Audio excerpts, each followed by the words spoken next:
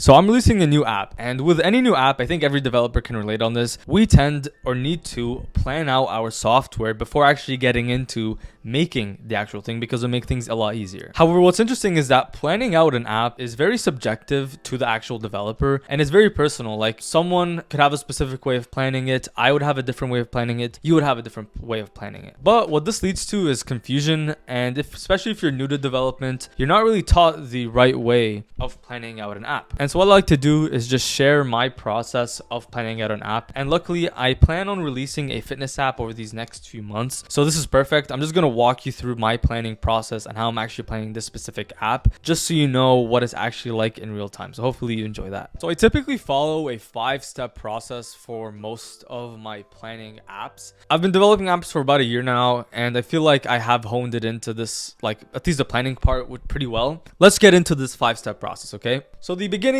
of all applications is the actual idea, right? You can't make an app without having an actual idea, right? And I'm not going to spend too much time here because you probably already have an app idea or you want it. But for me, it's just a fitness app that generates workouts for the user based off their inputs. And if you're struggling with this, just look for problems in your real life that you can solve using code. I could not find a good app that could generate workouts for me, and you can see I'm a little fluffy right now. I want to lose weight, and I couldn't find the right app that could just generate workouts for me the way I wanted it to. So I'm like, let's make this into an app. It'll be cool. It'll be rather easy compared to some of my other applications.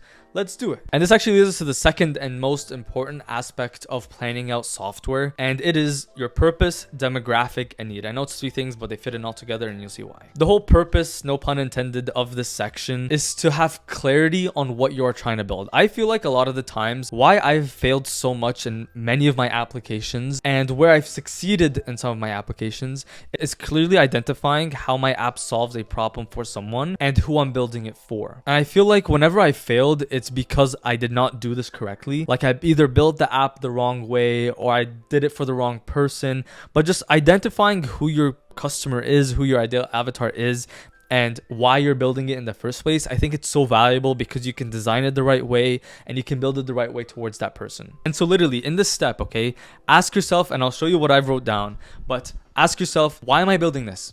Who am I building this for? How does this help this person?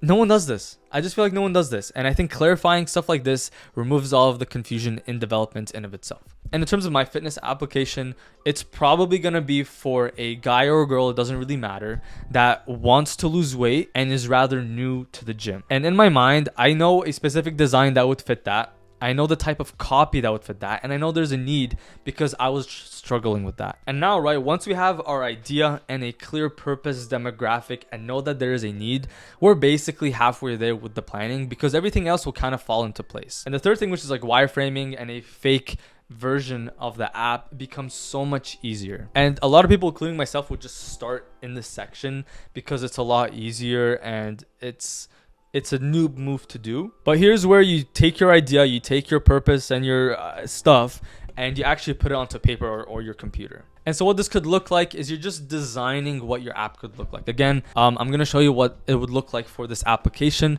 but you're just having a rough sketch. You know, when you're in school and you have like a draft for a paper, this is like the one before the draft where you're just like thinking about or writing notes on what you want in your app. And FYI, anything goes here. Literally just try your best, let all your ideas go and just write it down. It could be the worst idea. It could be the shittiest thing in the world, but just writing it down and going somewhere and just putting it into place is always better than not. And for me, the software I like to use for wireframing is either a pen and paper, just literally on my pen and paper at home, or Figma. In the app for wireframing, at least, what I like to do is pick out a font for my application, pick out the color scheme for my app, the different features that we will need, and overall just the layout of the application that I think would be nice for the demographic. And so for the fitness app that I am building, I'm looking for a white and blue type of color scheme with likely a Poppins font, like a nice thick font.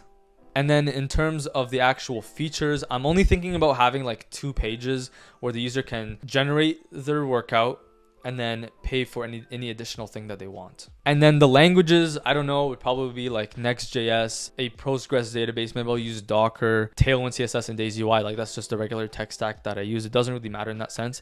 And actually, one more thing here for the wireframing, you probably also want to see how the database would work with the front end. It's not just about designing the app, but also how everything relates together. So I'll typically have like a sketch of the app, and then I would have a sketch of the database and how that molds all together. So just off the top of my head, I probably want the user to sign in. And so we'll probably have like a user model in our database. We'd probably also have a workout model that generates workouts. We'd probably also have like a nutrition generator as well, so we'd have to have a different model for that, and all of those are probably linked together and link it to the front end. Again, I don't know, I'm just doing it off of the top of my head, but by the time you're watching this video I'll probably have it, so I'll edit it in. But basically for this third step, you're putting pen to paper and you're really just seeing what fits, what you need. This is the first real action that you're taking. And so then once I have a wireframe of the app, I know what the database might look like, I know the languages, I know the color scheme. Now it's time to just build out the draft of the application. Now it's time to go from actual paper,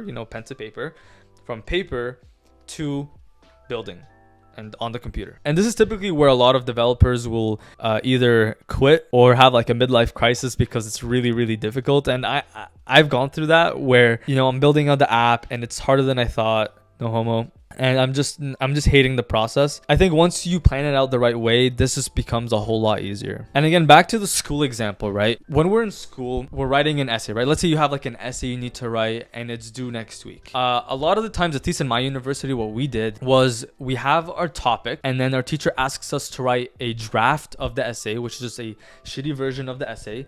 And then they give us feedback on the essay, and then we write our final version of the essay, which is the actual grade. And unfortunately, I don't think by the time this video comes out that I would have anything ready. I'll show you a picture of one of my first shitty drafts of my platform. It looks bad, and that's fine. And the same thing goes with like features and actual like functionalities, not just for UI. Expect there to be errors and accept that you will not be able to solve those errors right away, and that the main goal here is not to build out the perfect app that's ready for the user, but an app that is ready for you to use. And literally just build out something as fast as possible, just so you can see some progress. Because what tends to happen with developers is we want to build an app and we spend months. I know this specific developer right now, he's not going to be watching this video, but you're just spending like 6 or 7 months on developing an app that no one will want, and you wasted all that time in your own mind worrying about perfect features when you could have just been better off building a shitty version and then worrying about the intricacies later. However, right, the final aspect of the planning, right,